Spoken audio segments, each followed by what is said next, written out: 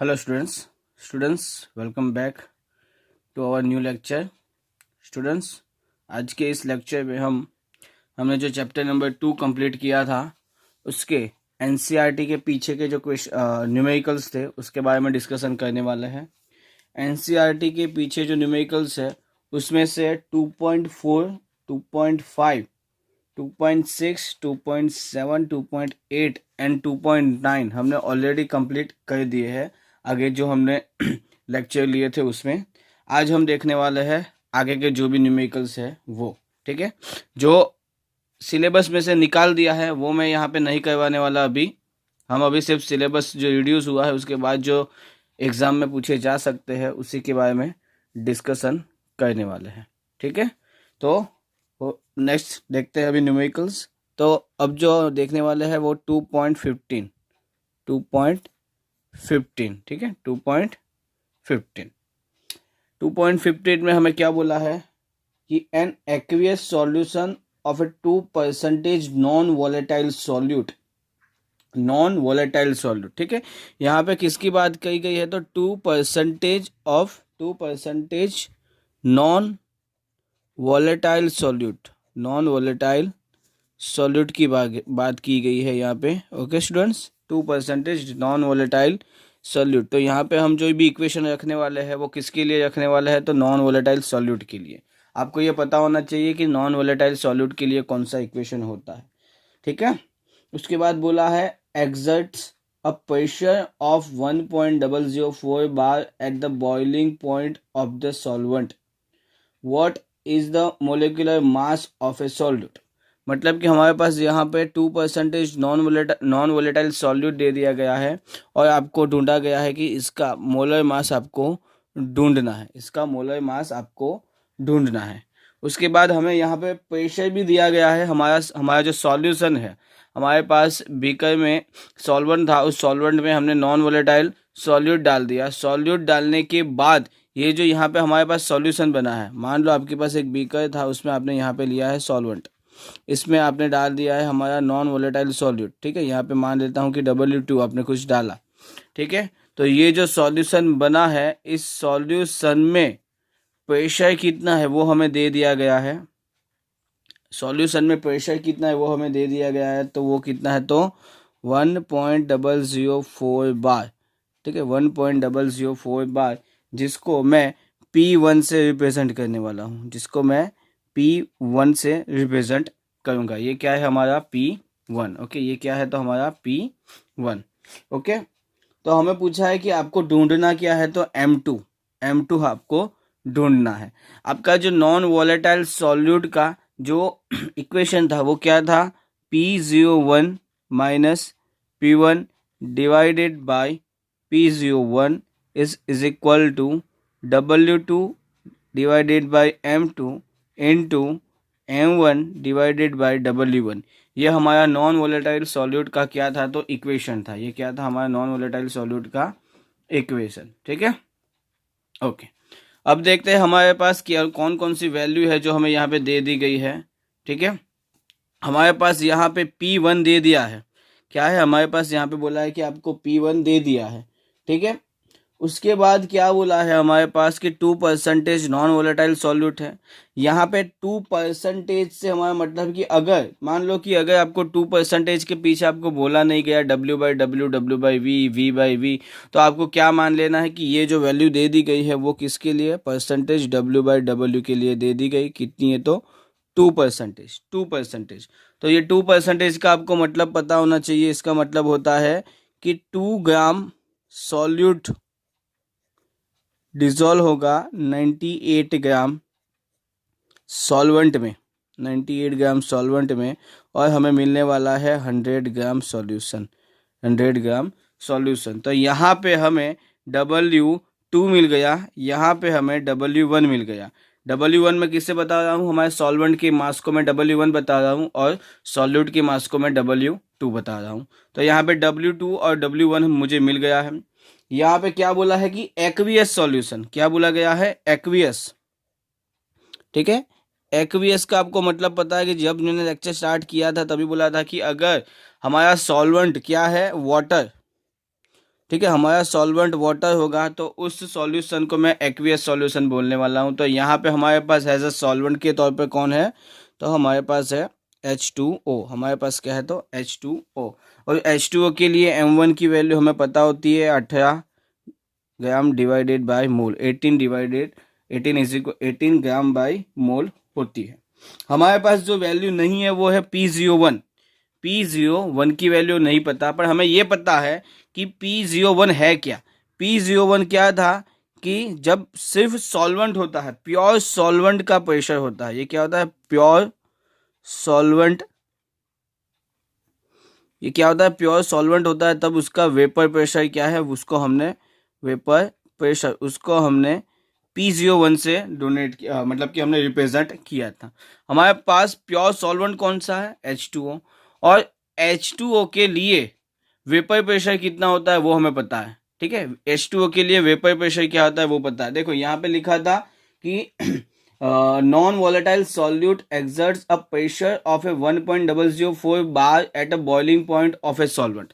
Boiling point of a solvent, हमारा जो solvent है वो H2O है, और H2O का बॉइलिंग पॉइंट होता है 100 डिग्री सेंटीग्रेड।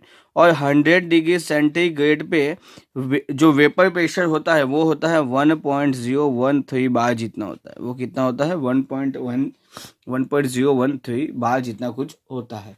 ये आपको मैंने जब सॉल्यूशन का पूरा लेक्चर, नॉन वोलेटाइल सॉल्यूट वाला पूरा डिस्कशन किया था, तब मैंने बताया था आपको। ठीक है, तो ये 1.013 बार, ये क्या मिला है आपको, P01 की वैल्यू, ये क्या मिल गई, P01 की वैल्यू। आपको P01 है, आपके पास P1 है, W1 W2 M1 भी है। ठीक है, अब तो आपको सिर्फ कैलकुलेशन करना है और इजीली आपको M2 की वैल्यू आपको मिल जाएगी। यहाँ पे क्या करना है आपको, 1.013, P1 है आपका 1.004 divided by 1.013 is equal to, ये यहाँ पे 2 डिवाइडेड बाय M2 को ढूंढना है। M1 हमारे पास 18, यहाँ पे 98। तो अगर मैं सॉल्व करने जाऊँ तो ये 2 into 18 into 1.013 divided by 1.013 minus 1.004 into 98। ठीक है, आप इसको कैलकुलेट करोगे कैलसी से। ठीक है, यहाँ पे मैं करने वाला नहीं हूँ, मैं आपको बता दूंगा आंसर क्या होगा सीधे ही। इसको आप कैलकुलेशन करोगे, आपका आंसर आना चाहिए 41.35 ग्राम डिवाइडेड बाय मोल, ये आपका आना चाहिए आंसर। ये आपका क्या है, आंसर। ठीक है, देखो या इसकी मैं नोट आपको भेजने वाला नहीं हूँ, तो आपको यहीं से स्क्रीनशॉट लेना होगा, अच्छे से स्क्रीनशॉट ले लीजिएगा। ठीक है, ओके, अब देखते हैं नेक्स्ट है हमारे पास 2.16। ओके, 2.16। ओके, चलो 2.16 में हमने बोला गया है कि heptane and octane form ideal solution at 373 kelvin. The vapour pressure of the two liquid components are 105.2 kilopascal divided and 46.8 kilopascal respectively। ठीक है, तो यहाँ पे आपको हेप्टेन एंड ऑक्टेन के लिए वेपर प्रेशर जो है वो आपको दे दिया गया है। मतलब कि मैं ऐसा बता सकता हूँ, vapour pressure of A heptane P0H is equal to 105.2 kilopascal, 1.105.2 kilopascal। Then vapor pressure of a octane, vapor pressure of a octane P0O, ठीक है, कितना है, 46.8 kilo pascal, 46.8 kilo pascal. Then क्या बोला है, what will be the vapour pressure in bar of a mixture of a 25 gram heptane and 35 gram of octane. मतलब कि हमें यहाँ पे मास दे दिया गया है कि W1 है आपके पास, मतलब कि WH हेप्टेन का मास आपके पास कितना है यहाँ पे 25 ग्राम, 25 ग्राम। एंड ऑक्टेन का आपके पास मास है कितना, तो 35 ग्राम, 35 ग्राम। इसका अगर हम एक सॉल्यूशन बनाते हैं तो उसके लिए what will be the vapour pressure, मतलब कि यहाँ पे हमारे पास बोला गया है कि टोटल पी टोटल कितना होने वाला है। सॉल्यूशन बनने के बाद जो पी टोटल होगा वो कितना होने वाला है वो हमें ढूंढना है। ठीक है, वो कितना होता है वो हमें ढूंढना है। ठीक है, तो पी टोटल का आपको इक्वेशन पता होना चाहिए। P total is equal to P heptane plus P octane. ये क्या है, पार्शियल प्रेशर है, PHPO। ये हमारे क्या है, तो partial pressure of A heptane and partial pressure of A octane है। ठीक है, हमें ये दोनों ढूंढना है और उनका क्या करना है, सम कर देना है, तो हमें पी टोटल मिल जाएगा। ठीक है, तो पार्शियल प्रेशर का इक्वेशन क्या था, PH is equal to P0H into XH। ये क्या है, हमारा मोल फ्रैक्शन है। ठीक है, ये क्या है, हमारे मोल फ्रैक्शन। और पी ऑक्टेन क्या था, तो P0O इंटू XO। ठीक है, इंटू XO। ये क्या है, mole fraction of A heptane है। ये क्या है, तो मोल फ्रैक्शन ऑफ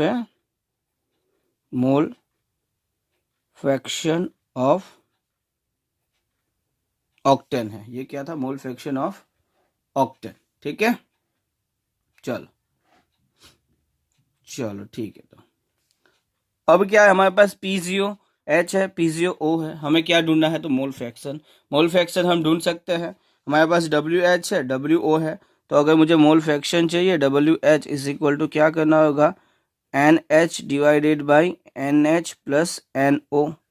ठीक है, जिस किसी भी मोलिक्यूल के हमें, ठीक है, जिस किसी भी पार्टिकल के मोल फ्रैक्शन हमें ढूंढने हैं, उसके मोल क्या लेने हैं, हमें ऊपर लेना है और डिवाइडेड बाई टोटल मोल करने हैं।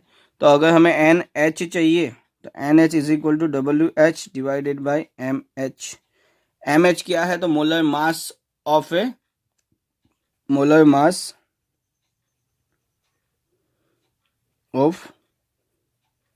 हेप्टेन,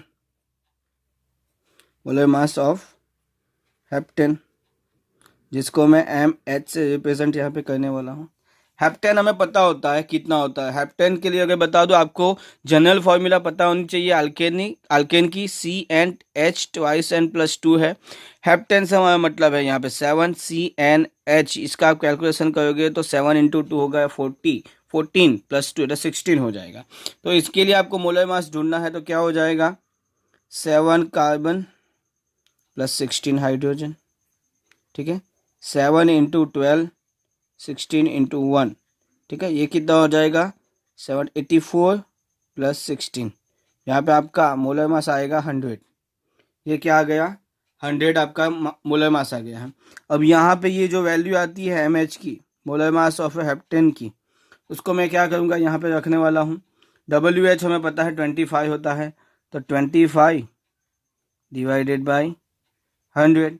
ठीक है, इसका कैलकुलेशन करते हो तो डिवाइडेड बाई 4 आपका आंसर आ जाएगा। तो NH की वैल्यू आ गई वो 0.25। ठीक है, 1/4 करोगे तो 0.25 आपका आंसर आएगा। ठीक है, चलो उसके बाद हमारे पास क्या है, हमें ढूंढना है NH मिल गया, हमें NO भी चाहिए। तो NO इज इक्वल टू होगा WO डिवाइडेड बाई MO। ठीक है, WO divided by MO। Okay, तो अब हमें क्या चाहिए, तो मोल्स ऑफ ए ऑक्टेन। हमारे पास यहाँ पे ऑक्टेन हमें लेना है, तो हम क्या करेंगे, यहाँ पे जो ये इक्वेशन है उसमें N की वैल्यू हम 8 रखने वाले हैं। तो क्या आ जाएगा, C8, यहाँ पे 16 प्लस और यहाँ पे 18 आ जाएगा। 8 इंटू 2 करोगे तो 16 प्लस 2 करोगे तो 18। ये आपकी ऑक्टेन की वैल्यू आ गई। और यहाँ पे अगर मैं आपको ढूंढ के बता दूँ molar mass of A octane क्या होने वाला है, तो हमारे पास हो जाएगा 8 carbon plus 18 hydrogen, 8 into 12 plus यहाँ पे हो गया 8। ये कितना होगा, 80 और 16 96 प्लस 18, 96 प्लस 18, इसका आप सम करते हो तो आपके पास 114 ग्राम डिवाइडेड बाय मोल आपका आंसर आएगा। मतलब कि मोलर मास ऑफ ऑक्टेन कितना आ गया, 114। ठीक है, 114। इस इक्वेशन में मैं अभी रखूंगा WO कितना है, 35। 35 35 डिवाइडेड बाई 114, 35 डिवाइडेड बाई 114। अगर मैं इसका कैलकुलेशन करता हूं तो आपका आंसर आएगा 0.307, 0.307। ठीक है, ये आपका क्या आ गया, मोल्स आ गए। ये आपके किसके मोल्स आ गए, molar mass of a sorry moles of octane आ गए, मोल्स ऑफ ऑक्टेन आ गए। अब आप क्या करोगे, इस इक्वेशन में हमारे पास सभी वैल्यू है, हमें रखनी है। पहले हम NH प्लस NO कितना होता है वो देख लेते हैं। अगर मैं उसका सम करता हूं तो 0.25 प्लस 0.307, इसका आप सम करोगे तो कुछ 0.557 के आसपास कुछ आपका आंसर आ जाएगा। ठीक है, 557 के आसपास आपका आंसर आ जाएगा। अब क्या करना है, moles of mole fraction of heptane, तो क्या होगा यहाँ पे NH की वैल्यू 0.25 डिवाइडेड बाई 0.557, 0.557, और इसका आप डिवाइडेशन करोगे, मतलब कि इसका कैलकुलेशन अगर करते हो तो 0.449 आपका आंसर आना चाहिए। देखो ये आपको कैलकुलेशन खुद से करना है, ये जो मैं बता रहा हूँ बता रहा हूँ वो। ठीक है, ये क्या है, 0.449 आपका क्या आ गया, मोल फ्रैक्शन आ गया। ठीक है, अब मैं क्या करूँगा, जो हमारा ये इक्वेशन था, हमारे इस इक्वेशन में दोनों वैल्यू हमें मिल गई।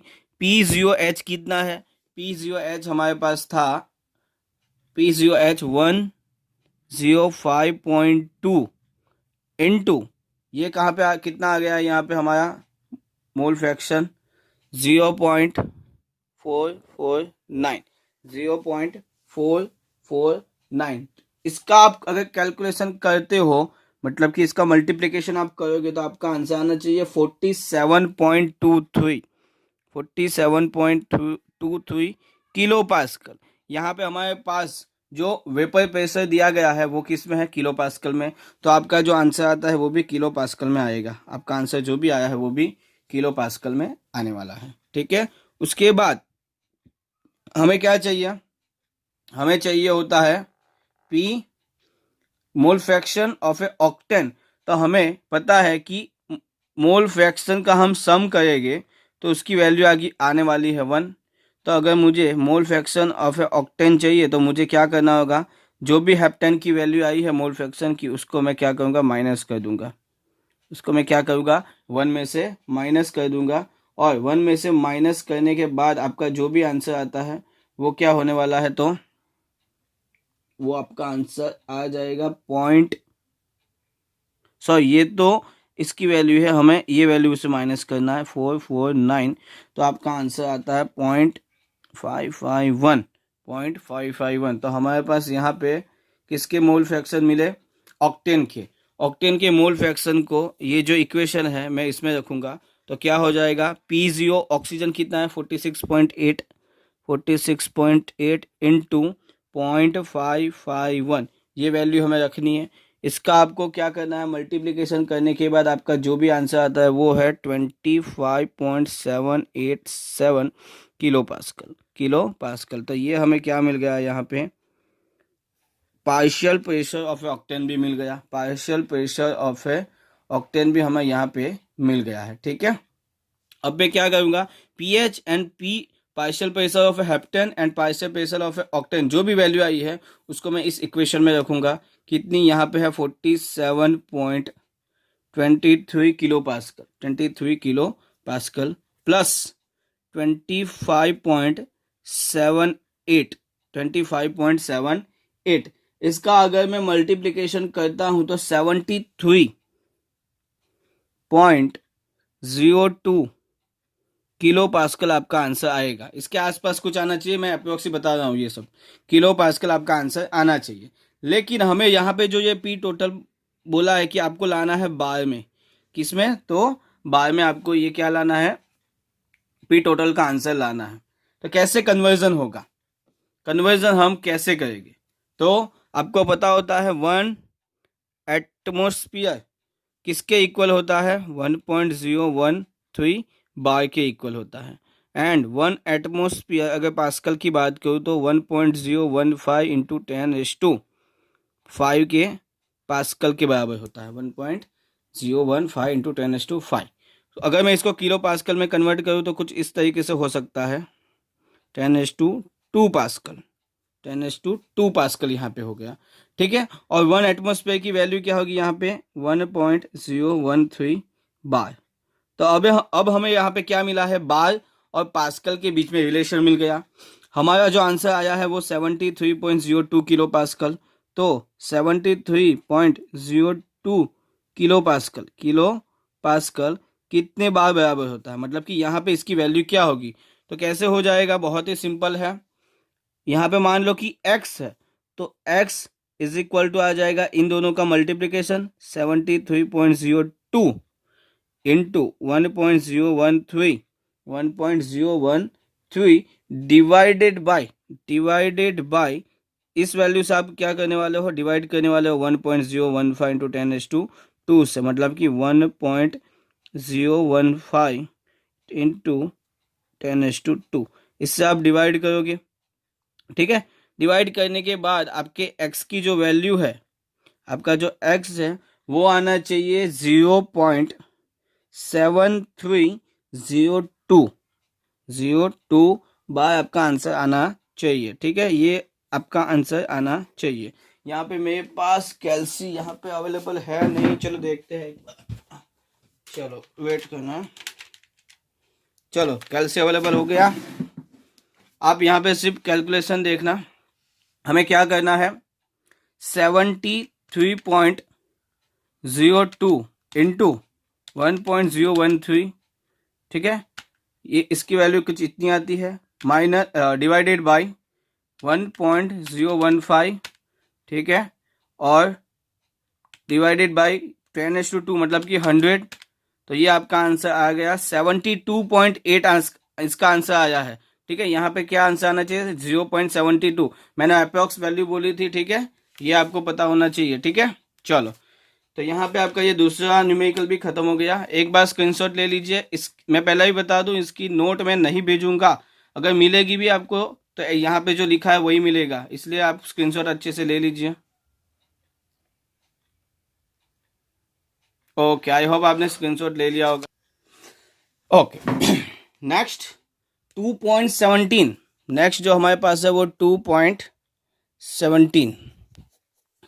2.17 में क्या बोला है, vapour pressure of a water is 12.3 kilo pascal at 300 kelvin, calculate the vapour pressure of a 1 molar solution. देखो यहाँ पे आपको टेक्स्ट बुक लेके बैठना होगा, ठीक है, मैं टेक्स्ट बुक में से देख के बता रहा हूँ। 1 molar solution of A solute in it, okay, calculate the vapour pressure of A calculate the vapour pressure of a 1 molar solution. 1 molar solution मतलब कि हमारे पास जो सॉल्यूशन है उसकी मोलालिटी हमें दे दी गई है, उसकी मोलालिटी हमें दे दी गई है, वो कितनी है, 1 मोलर, ठीक है। उसके बाद आपको वेपर प्रेशर ऑफ वाटर मतलब कि PgO आपको दे दिया गया है 12.3 किलो पास्कल, 12.3 किलो पास्कल, ये आपको दे दिया गया है ठीक है। अब आपको ढूंढना क्या है, तो calculate the vapour pressure of a 1 molar solution, मतलब कि आपको ढूंढना जो है वो क्या है, प्रेशर किसका, तो सॉल्यूशन का प्रेशर आपको यहाँ पे ढूंढना है, ठीक है। सॉल्यूशन का जो प्रेशर है वो आपको ढूंढना होगा। ओके देखते हैं कैसे ढूंढने वाले हैं, ठीक है। हमारे पास पार्शियल प्रेशर है, मोलालिटी है, ठीक है। हमारे पास यहाँ पे मेन चीज जो है इक्वेशन आप कौन सा यूज करने वाले हो, ये सबसे मेन चीज, क्योंकि यहाँ पे ऐसा नहीं लिखा हुआ कि जो सॉल्यूट है वो आपका वॉलेटाइल है या नॉन वॉलेटाइल है, ठीक है। आपका जो सॉल्यूट है वो वॉलेटाइल है या नॉन वॉलेटाइल है, ऐसा आपको कहीं पे भी बताया गया नहीं है, ठीक है। आपको 1 मोलर सॉल्यूशन जो बना है उसका क्या ढूंढना है, प्रेशर, उसका सॉल्यूशन जो बना है उसका आपको ढूंढना है प्रेशर। सॉल्यूट के बारे में यहाँ पे कुछ भी बात की गई नहीं है। अगर यहाँ पे सॉल्यूट के बारे में कोई भी बात की नहीं गई है तो हम ऐसा मानेंगे कि यहाँ पे नॉन वॉलेटाइल सॉल्यूट है, क्योंकि वॉलेटाइल सॉल्यूट अगर होता, मान लो अगर आपके पास वॉलेटाइल सॉल्यूट अगर होता तो यहाँ पे हमें जो प्रेशर मिलने वाला था वो एक ना मिलके दो प्रेशर मिलने वाले थे। ठीक है, एक ना मिलके हमें कितने प्रेशर मिलने वाले थे? तो दो। ठीक है, तो अब हम यहाँ पे क्या करने वाले हैं, इक्वेशन रखने वाले हैं नॉन वॉलेटाइल के लिए, नॉन वॉलेटाइल सॉल्यूट। ठीक है, इसके लिए हमारे पास होता है P01। ठीक है, मतलब कि ये P1 मतलब कि यहाँ पे जो मैंने बोला है वो P solution, P01 divided by W2 into M2 and W1 यहाँ पे होता है M2। एक तो ये इक्वेशन है। ठीक है, यहाँ पे हमारे पास W2 और M2 के बारे में इतना कुछ भी दिया हुआ नहीं है। ठीक है, एक तो ये इक्वेशन है। चलो कोई नहीं, मोलालिटी देखते हैं। मोलालिटी का इक्वेशन क्या होता है अभी?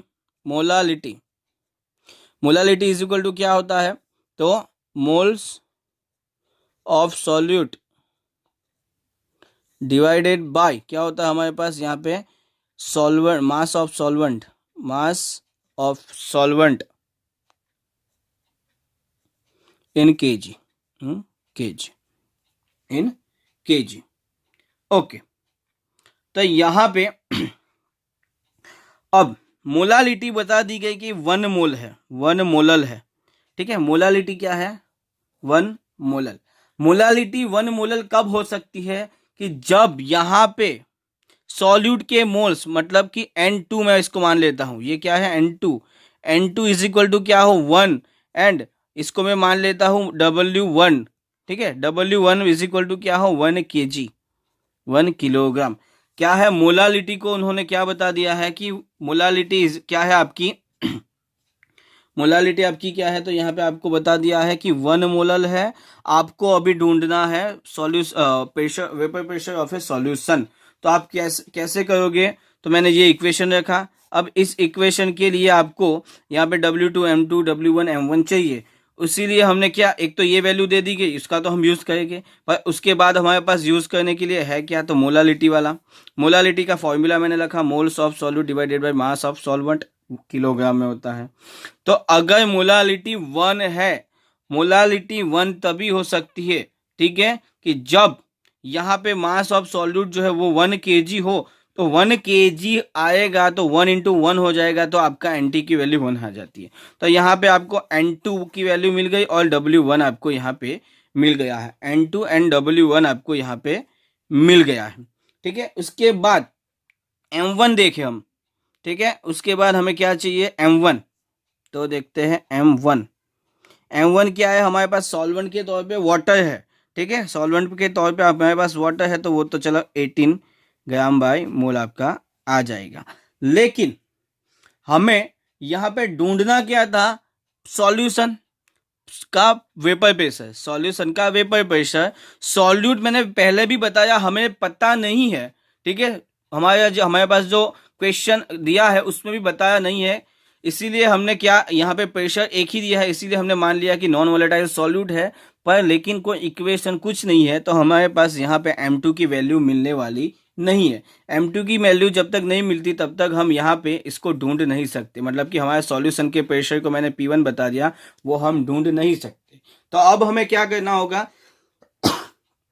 एक और नया इक्वेशन रखना होगा, जिससे कि हमें क्या मिल जाए? हमारे प्रेशर की वैल्यू मिल जाए। तो मैं ये लिख सकता हूं कि आप vapour pressure of a solution is equal to partial pressure of a water into partial pressure of a water into H2O। ये क्या है? Mole fraction. ये क्या है? तो हमारे पास mole fraction of a H2O, mole fraction of a H2O। ठीक है, ओके।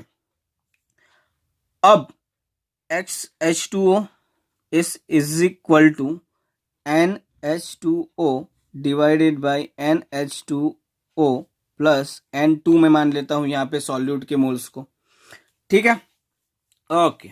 अब NH2O, N2 हमारे पास है यहाँ पे 1, N2 इज इक्वल टू यहाँ से हमें मिल जाएगा 1, हमें H2O के मोल्स ढूंढने हैं तो NH2O is equal to WH2O divided by MH2O।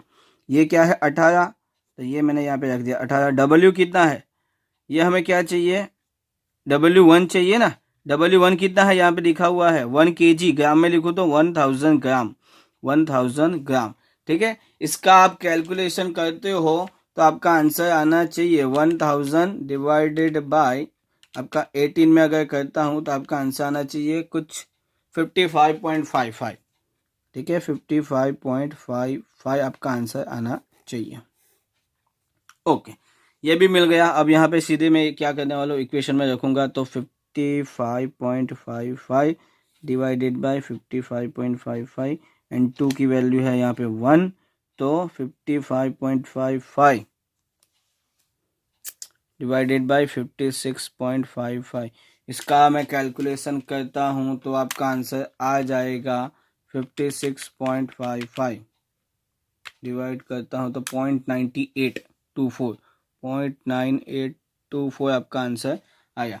0.9824 यहाँ पे क्या मिला हमें, मोल फ्रैक्शन ऑफ है H2O। Mole fraction of H2O को यहाँ पे रखूँगा मैं, पार्शियल प्रेशर ऑफ वाटर कितना है तो 12.3, तो यहाँ पे क्या आ जाएगा 12.3 इंटू 0.9824। ठीक है, इसका आपको आप अगर कैलकुलेशन करते हो, यह हमारे पास वैल्यू थी, उसमें मल्टीप्लिकेशन करना है 12.3 यहाँ पे मैंने क्या किया 12.3, तो आपका आंसर आ जाता है 12.08 आपका आंसर आ जाएगा यहाँ पे 12.08। जो भी यहाँ पे वैल्यू आई है वो किलो पास्कल में आने वाली है, क्योंकि हमारे पास प्रेशर जो दिया था वो किलो पास्कल में था। ठीक है, इसको बार में कैसे कन्वर्ट करना है वो मैंने बता दिया था, इसको बार में कैसे कन्वर्ट करना है वो भी मैंने यहाँ पे बता दिया था आपको। ठीक है, चलो नेक्स्ट बात करने वाले हैं 2.18। ठीक है, 2.18 क्या है, calculate the mass of a non volatile solute. चलो यहाँ पे तो क्लियर कर दिया, हमारे पास जो सॉल्यूट है, हमारा सॉल्यूट है जो नॉन वॉलेटाइल है, मतलब कि अब हमारे पास इक्वेशन तो आ गया, इक्वेशन हमें पता चल गया कि non volatile solute calculate the mass of non volatile solute, मतलब कि हमें तो M2 ही बता दिया कि सर M2 आपको ढूंढना है, और जिसके लिए मास ढूंढना है तो W2 ढूंढना है। M2 दे दिया गया है, M2 कितना दिया है 40 gram by mole, 40 gram by mole, which should be dissolved in 114 gram octane, 114 gram octane. Okay, मतलब कि W1 हमें 114 ग्राम दे दिया गया है, और W1 क्या है तो मास ऑफ ए ऑक्टेन, ऑक्टेन का मास है, मतलब कि ऑक्टेन की बात करो CnH20n+2 होता है, तो यहाँ पे 8, यहाँ पे 16, 18, मतलब कि ये क्या है C8H18 है। ऑक्टेन का मास मिल गया हमें, M1 भी बहुत इजी तरीके से मिल जाएगा, 8 into C plus 18 into H, ये शायद हमने किया था कुछ 114 ग्राम बाई मोल आया था। ठीक है, 114 ग्राम बाई मोल आया था। ओके, तो हमें क्या किया है 114 gram octane to reduced it vapour pressure of a 80%। देखो जो यहाँ पे क्या बोला है 80% रिड्यूस हो जाता है वेपर प्रेशर। ठीक है, चलो बताता हूँ क्या बोला गया है। उन्होंने क्या बताया कि आपके पास एक बीकर है सर, और उस बीकर में सर आपने ऑक्टेन लिया है। ठीक है, जब आपने ऑक्टेन लिया था, इसके लिए मान लो कि वेपर प्रेशर आपके पास P01 था। मान लो, मैं यहाँ पे क्या बता रहा हूँ कि मान लो आपके पास इसके लिए वेपर प्रेशर P01 था। अब आपने इसके अंदर, ठीक है, कुछ WT जितना W2 कि जिसका मोलर मास 40 ग्राम होता है, ऐसा एक नॉन वॉलेटाइल सॉल्यूट डाला आपने, नॉन वॉलेटाइल सॉल्यूट डाला है। ठीक है, नॉन वॉलेटाइल सॉल्यूट डालने से आपका जो प्रेशर हो जाएगा वो P1 हो जाएगा, और उन्होंने क्या बोला है कि 114 ग्राम ऑक्टेन। ठीक है, क्या बोला है कि calculate the mass of a non volatile solute. ठीक है। विच मतलब कि W जो है, W2 जो है, which should be dissolve in 114 gram octane, मतलब कि यहाँ पे जो ये 114 ग्राम ऑक्टेन हमने लिया है उसमें डिजोल्व होगा to reduce it vapour pressure to 80%।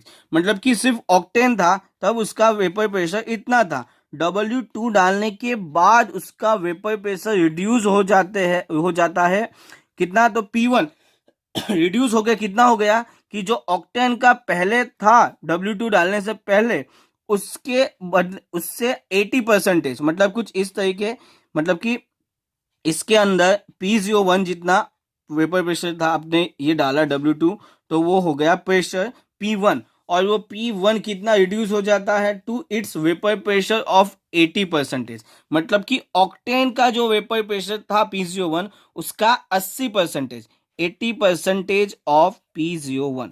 ये आपको समझ आना चाहिए ये कहाँ से आया। वापस से बता दूं, बीकर था, बीकर में ऑक्टेन था 114 ग्राम, 114 ग्राम ऑक्टेन था, और 114 ग्राम जब ऑक्टेन था तब वेपर प्रेशर P01 था। अब आपने कुछ W2 नॉन वोलेटाइल सॉल्यूट डाला, डालने से जो उसका वेपर प्रेशर था वो इसके वेपर प्रेशर से 80% रिड्यूस हो गया, इसके वेपर प्रेशर से 80% रिड्यूस हो जाता है। तो यहाँ पे P1 is equal to 0.8% P01 मिल जाता है।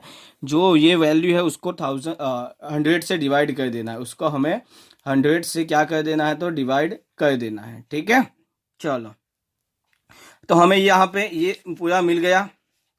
चलो, हमारे पास क्या है, नॉन वोलेटाइल सॉल्यूट, तो उसके लिए equation W2 M2 into M1 divided by W1 P01 P1 यहाँ पे P01। ठीक है, ये आ गया। चलो, W2 ढूंढना है, M2 दिया था, आपको नहीं पता तो बता दूं, M2 हमें दिया था 40। ठीक है, M2 हमें पता है, यहाँ पे 40 लेना है, 40। W1 था 114 ग्राम, M1 हमने ढूंढा था 114 ग्राम।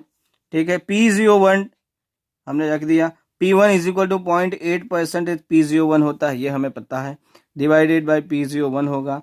इसको हम अगर कैलकुलेशन करते हैं तो P.2 P01 divided by P01 आएगा, ये और ये यहाँ से कैंसिल हो गया। तो मैं सीधे सीधा लिख सकता हूँ कि W2 इज यहाँ पे ये भी चला गया, तो यहाँ पे 0.2 इंटू 40 आ गया, 0.2 इंटू 40 आ गया। तो यहाँ पे अगर मैं W2 ढूंढने के लिए जाऊँ तो हमारे पास कितना आना चाहिए, ये कितना आएगा, ये हमारे पास आना चाहिए, जस्ट मिनट में देख लेता हूँ, 0.2 इंटू 40, तो आपका आंसर आना चाहिए 8 ग्राम। आपका आंसर क्या आना चाहिए, तो 8 ग्राम आपका आंसर जो है वो आ जाना चाहिए, कितना, तो 8 ग्राम। चलो,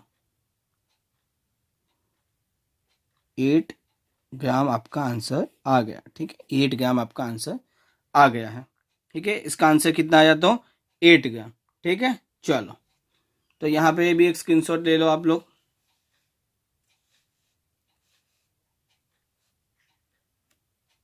ठीक है, ओके, चलो, okay, thank you for watching.